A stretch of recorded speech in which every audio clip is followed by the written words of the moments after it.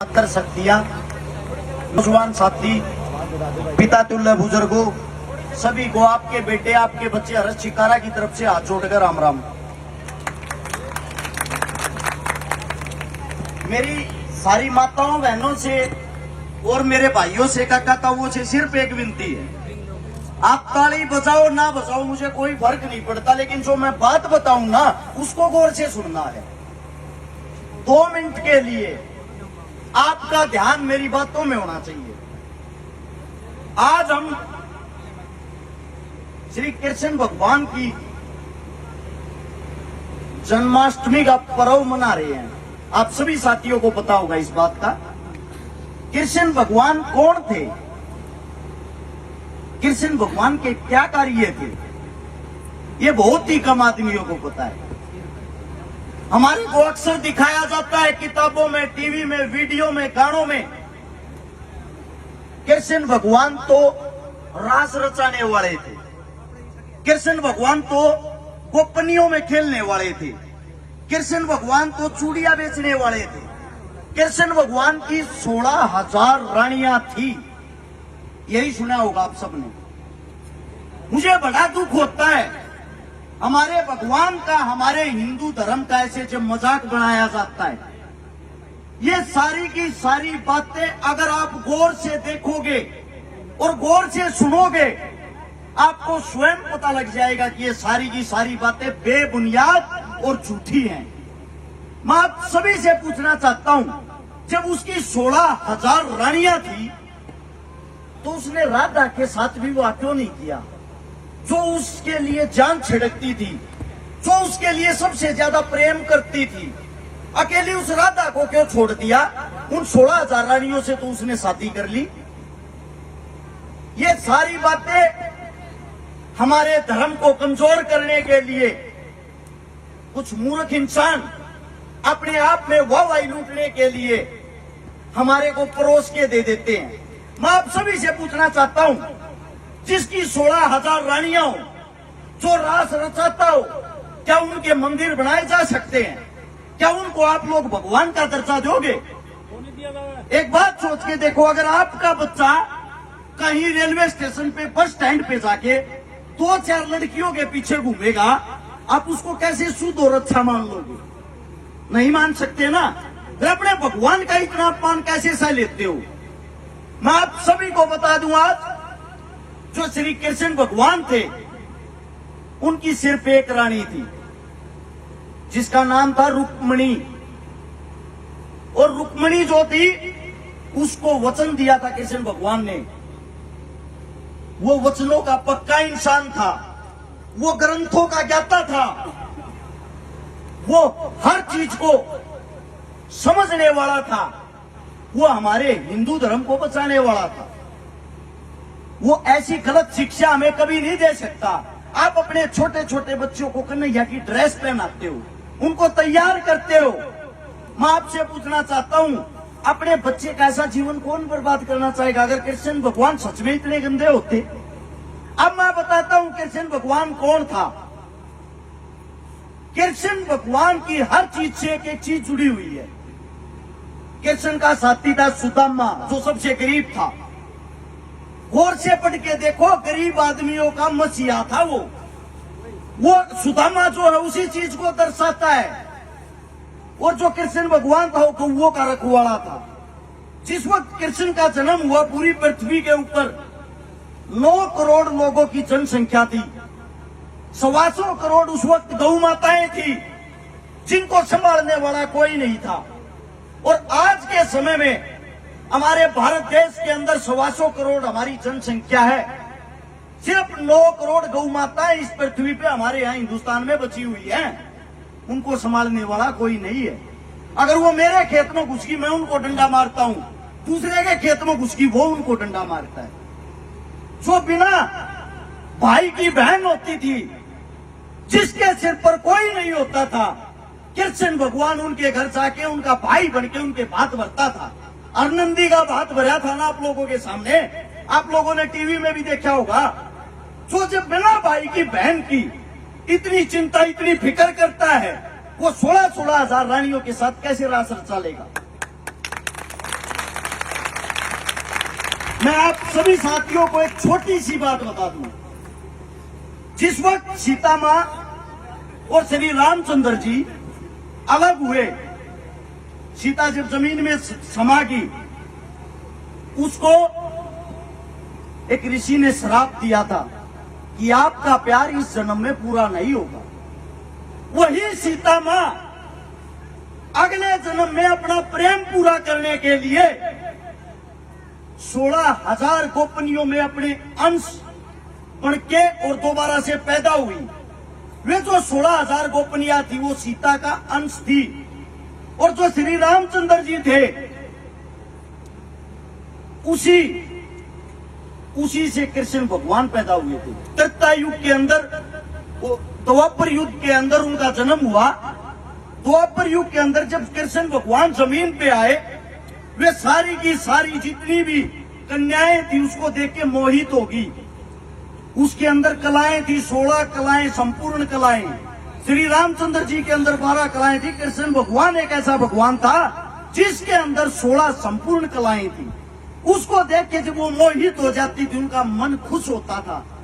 उनके मन को खुश करने के लिए वह चंचल कार्य करता था, बांसुरी बजाता था, नृत्य करता था, उनके साथ क्रीड़ा करता था, खेलता था, लेकिन वो गलत नहीं था। शादी होने के बाद रुक्मिणी के साथ रहने के बाद भी कृष्ण भगवान 12 वर्ष तक ब्रह्मचारी रहा था। जो इंसान इतना पक्का हो वो कैसे गलत हो सकता है। एक और जिक्र आता, आप लोगों के दिल में भी आया होगा, फिर राधा कौन थी, राधा का क्या काम था। राधा खुद लक्ष्मी माता का एक अंश थी। आप लोगों को नहीं पता हो तो राधा अपने मां के पेट से पैदा नहीं हुई थी। राधा वायु के द्वारा बनाई गई थी। उसकी माता जी ने योग से पैदा की थी। जब राधा का जन्म हुआ, राधा की उम्र 11 महीने थी। कृष्ण भगवान तो उसके बाद जमीन पर आया था। राधा जब 11 महीने की हो चुकी थी, राधा आंखें नहीं खोलती थी। राधा ने दुनिया ही नहीं देखी थी, दुनिया कैसी है। राधा ने सिर्फ एक ही इंसान के लिए जन्म लिया था। जब कृष्ण भगवान 1 साल का होता है, उसकी यशोदा माता, राधा की जो माता की दोस्त थी, उससे मिलने के लिए उसके गांव चली जाती है, अपने कृष्ण भगवान को, अपने बेटे को गोदी में लेके। और उस वक्त राधा की उम्र लगभग 2 साल की हो चुकी थी, क्योंकि वो 11 महीने बड़ी थी। उन्होंने बताया, यशोदा जी, हमारी पुत्री 2 साल की होने वाली, इसने अभी तक आज तक आंखें नहीं खोल ली। उसी वक्त उसने कहा, जरा मुझे गोदी में तो दो। उसके एक हाथ में कृष्ण, दूसरे हाथ में, जैसे ही वो गोदी में राधा को लेती है, राधा की आंखें खुल जाती हैं। और राधा को कोई सबसे पहला चेहरा नजर आता, वो कृष्ण भगवान था। उनका प्रेम वहां से शुरू हुआ था। वे प्रेम करते थे। कृष्ण भगवान ये कहता था, मैं पूरी दुनिया को अपना बना सकता हूं। तू ऐसी चीज है राधा, एक तू ऐसी चीज है जिसने मुझे अपना बनाया है। तेरे को देख के मेरे दिल को खुशी होती है, तेरे को देख के मैं हर चीज को भूल जाता हूं। वो जब गाय चराने के लिए जाता था, जो अपनी बंसी बजाता था, बांसुरी बजाता था, आंखें बंद करता था, उसके मुंह से जो शब्द निकलता था, वो शब्द सिर्फ एक ही था, राधे राधे। कृष्ण भगवान ने राधा को भी एक चीज दी थी, जब हम इस सृष्टि पे नहीं होंगे, हमारे बच्चे हमारे को याद करेंगे। वो बात दूर है, राधा मैं तेरे से शादी नहीं कर पाया, लेकिन मेरे नाम से पहले तेरा नाम लिया जाएगा। इसीलिए हम राधा कृष्ण कहते हैं, ना कि कृष्ण राधा। तो किसी के प्रेम पे शक ना करें। आपके जो बच्चे हैं उनको सिखाएं कि हमारे भगवान इतने खराब कैरेक्टर के, चरित्र के नहीं थे, उनको बदनाम ना किया जाए। उनका तो प्रेम ऐसा था। एक बारी रुक्मिणी बोली, राधा में ऐसा क्या है जो मेरे में नहीं। मां हरिद्वार के अंदर पैदा हुई, गंगा मां की कोख में, और आप हर वक्त राधा को याद करते हैं। कृष्ण भगवान ताना मारता है, राधा तो राधा ही है। रुक्मिणी बोली मेरे को भी राधा से मिलना है। मैं जब मानू आप मुझे मिलाओ, राधा में ऐसा क्या है? बोला राधा से मिलना है, चल तैयार हो ले। वन की तरफ दोनों जाते हैं। 6 कोस का पैदल का रास्ता था, जहां पे कंकर ईंट उनके अंदर से गुजरते गुजरते जब राधा की कुटिया पर पहुंचे, राधा बाहर खड़ी कृष्ण भगवान का इंतजार कर रही थी। जब कृष्ण भगवान के पैर वहां जमीन पर रखे, राधा के हाथ में एक प्लेट थी जिसके अंदर पानी था, पानी का एक जग था। उसने वहां पैर रखते ही कृष्ण भगवान के पैर धोए। जब वो उसके पैरों को साफ करने लगी, रुक्मिणी की जो नजर थी वो कृष्ण भगवान के पैरों पे गई। रुक्मिणी ने अपने पैर देखे, मेरे पैरों में छाले हो रखे और कृष्ण भगवान के पैरों में कुछ भी नहीं, ऐसा क्यों? उसने फिर राधा के पैर देखे, राधा तो अपने घर पे थी, इसके पैरों में कैसे छाले हो गए? उसने कृष्ण से पूछा, आप छल करते हो, कपटी हो, आपने पक्का राधा को बताया है कि आप यहाँ आने वाले हो, वरना इसको कैसे पता था? ये बाहर खड़ी आपका इंतजार कर रही। मुस्कुराते हुए कृष्ण भगवान ने जवाब दिया, यही तो राधा है। चोट मेरे को लगती है, दर्द इसको होता है।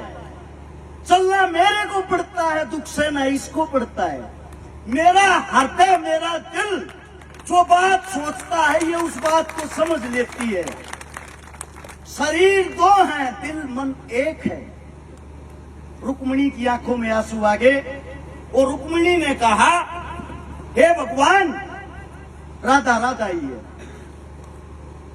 तो आप अपने भगवान से कुछ सीखें। आपने क्या सीखा आज तक? मैंने सीखा, मैंने अपने भगवान से सीखा। मेरे जो बड़े भाई हैं, मेरे लिए ये भी भगवान, मैं इनसे भी सीखता हूं।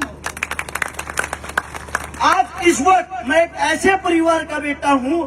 मैं 7 साल का था, मेरी माता जी गुजर गई थी, मेरा दादा गुजर गया था, मेरी दादी गुजर गई थी। 6ठी क्लास में 6 रुपए फीस, 12 रुपए फीस हो जाती, 3 ही जाया करती स्कूल की। और आज के वक्त मैंने इस साल 140 से 42 उन बहनों की शादी कर दी जिनके भाई नहीं है। मैंने जब कृष्ण भगवान को देखा, अपने भगवान को देखा, उससे एक चीज सीखी। मैंने 21 उन बहनों के हाथ भर दिया जिनके पटड़े पर चलने के लिए कोई भाई नहीं। मैंने 1100 उन परिवारों का घर बसा दिया जिनके घर में पीने के लिए पानी का मटका तक नहीं था। जितनी बड़ी मदद कोई MP MLA बन के नहीं करता, आप लोगों के संगत से, आप लोगों के आशीर्वाद से, अपने भाइयों के सहारे से 25 करोड़ रुपए की नगद मदद करती लोगों की। आप अपने धर्म से ये चीज सीखो। मंदिर में जब आप माथा टेकने जाते हो, ये मत देखो सामने रखी मूर्त आपसे बोलेगी और बोल के वो ये बताएगी, हाँ मैं भगवान हूं, मेरी बात मान। ऐसा नहीं होता। जब जोत लगाने जाते हो, हाथ जोड़ते हो। एक औरत ने मंदिर में सवाल किया, हे भगवान, तू कहाँ है? मेरे को आज तक तो दिखाई नहीं दिया। ऊपर से आवाज आई, तेरे अंदर से जो आवाज आ रही है, तेरे अंदर जो बोलने लग रहा है, ये कौन है? कहीं ये वही सजन तो नहीं जिसको आप यहां ढूंढ रहे हो? जब आप गलत कार्य करने के लिए जाओगे, आपका मन उसी वक्त आपको 100% रोकेगा। आप गलत कर रहे हो, भगवान वही मन है, भगवान आपके अंदर है।